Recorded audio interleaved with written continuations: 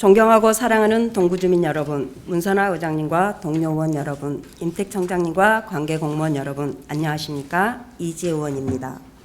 오늘 저는 우리 사회의 지속 가능성과 지역의 활력을 위해 반드시 짚고 넘어가야 할 신중년 세대의 일자리 문제에 대해 말씀드리고자 합니다.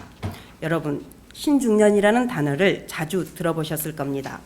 통상 50세 이상, 64세 이하에 속하며 은퇴 이후 제2의 삶을 준비하거나 새로운 일을 찾고 있는 세대를 말합니다. 이들은 여전히 건강하고 경력이 풍부한 세대임에도 불구하고 노년과 청년 사이에서 정책의 사각지대에 놓여 있습니다. 최근 사회 구조의 변화로 인해 많은 신중년 세대가 부모 세대와 자녀 세대를 동시에 부양하고 있는 것이 현실입니다. 따라서 신중년 세대의 경제적 안정성은 개인의 문제가 아니라 가정과 사회 전체의 안정성과 직결되는 중대한 문제로 인식되고 있습니다. 하지만 최근 통계를 보면 신중년층은 50세 이후 재취업 시 기존 직무와 무관한 단순 저임금 노동으로 진입하는 경우가 많고 재취업 시 평균 임금은 퇴직 전보다 37.3%나 낮아진다고 합니다. 이것은 개인의 역량과는 무관하게 신중년층이 겪고 있는 구조적인 문제입니다. 이러한 상황에서 정부와 지방자치단체가 시행하고 있는 일자리 정책이 과연 현실에 부합하고 있는가 다시 한번 되짚어볼 필요가 있습니다. 현재 광주광역시에서는 빛고울 50+ 일자리 사업을 그리고 우리 구에서는 정부 정책으로 신중년 사회공헌 일자리 사업을 운영하고 있습니다.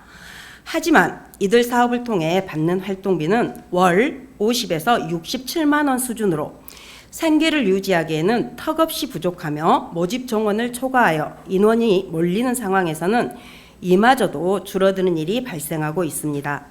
그러다 보니 실질적인 생계 해결보다는 여유 있는 분들이 봉사활동이나 사회 참여의 수단으로 참여하는 경우가 많고 생계형 신중년층은 여전히 사각지대에 머물러 있습니다.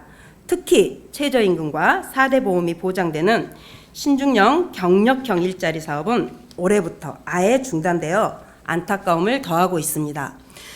존경하는 동구주민 여러분, 이제는 방향을 바꿔야 합니다. 신중년 일자리 정책은 단순한 사회공헌이나 여가 차원이 아닌 생계 기반 마련과 지속 가능한 제도약의 기회로 전환되어야 합니다.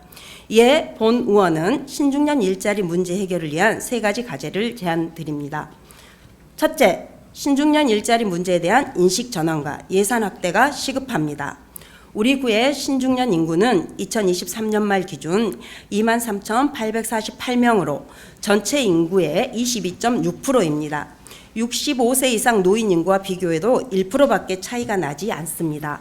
그런데도 일자리에서는 큰 격차를 보입니다.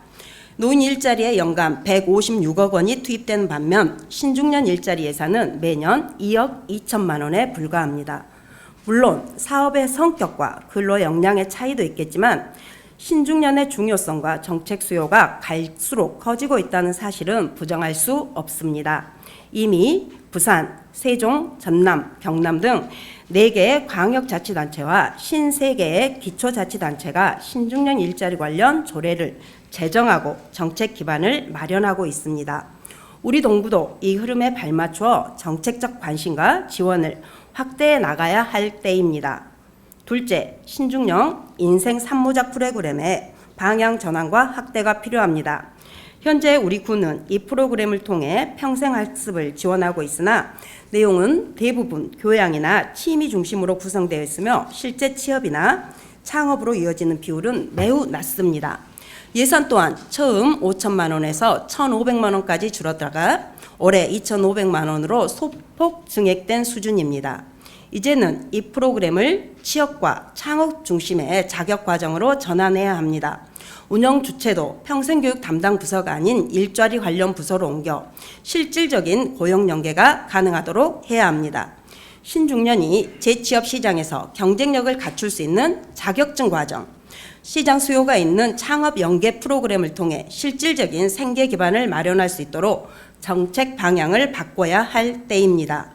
셋째, 신중년 대상 맞춤형 창업 지원과 사후 관리 체계를 마련해야 합니다. 우리 구에는 창업 지원 센터가 있고 다양한 교육 및 컨설팅을 제공하고 있지만 청년과 여성 중심의 지원에 머무르고 있어 신중년층은 소외되고 있는 실정입니다.